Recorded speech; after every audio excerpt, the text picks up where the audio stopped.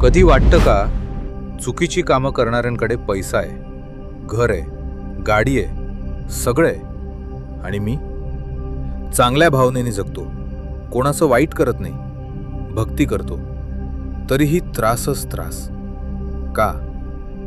ऐक, हे देवाचा अन्याय नाही, हे कर्माचा वेळ आहे. काही लोक जुन्या पुण्याचं फळ खात आहेत आणि काही जुनं कर्ज फेडत आहेत.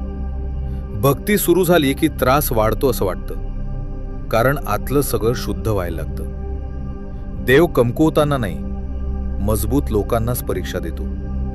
म्हणून लक्षात ठेव, चुकीचं करून मिळालेलं सुख तात्पुरतं असतं आणि चांगुलपणातून येणारा त्रास परिवर्तनाचं दार असतो.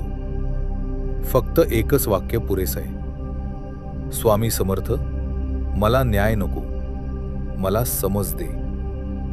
शांत राहा.